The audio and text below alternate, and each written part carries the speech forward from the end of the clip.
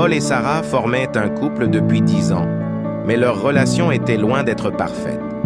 Chaque jour, une dispute éclatait pour des raisons qui, au départ, semblaient insignifiantes. Tout commençait souvent par des petits désaccords. La répartition des tâches ménagères, la gestion des finances, ou encore des reproches liés au manque de temps passé ensemble. Paul reprochait à Sarah d'être trop occupée par son travail, tandis que Sarah reprochait à Paul de ne pas assez s'investir à la maison. Peu à peu, ces petites tensions accumulées se transformaient en véritables bagarres quotidiennes. 1. Les causes des disputes.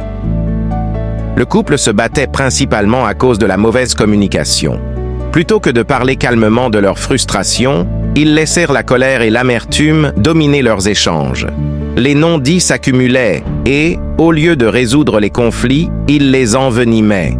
Le manque de respect mutuel, la fatigue liée au travail et la pression financière étaient également des facteurs déclencheurs.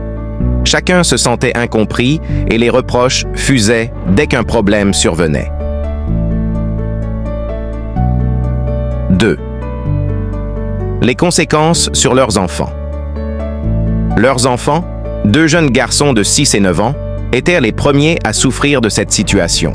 Ils étaient témoins de ces disputes constantes, ce qui créait un climat de tension à la maison. L'un des enfants, plus sensible, se renfermait sur lui-même, devenant anxieux et craintif. Il évitait de parler de ce qui se passait chez lui à l'école, de peur d'être jugé. L'autre enfant, plus agité, reproduisait ses comportements agressifs en classe, se bagarrant souvent avec ses camarades. Leur santé émotionnelle et leur développement étaient fortement affectés par ce climat conflictuel.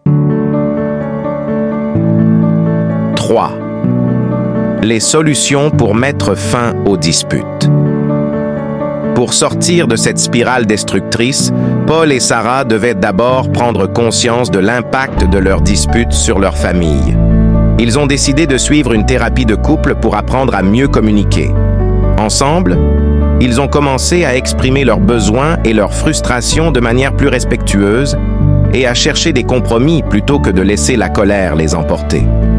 Ils ont également mis en place des moments dédiés à la famille où les disputes étaient interdites pour que leurs enfants se sentent en sécurité et écoutés.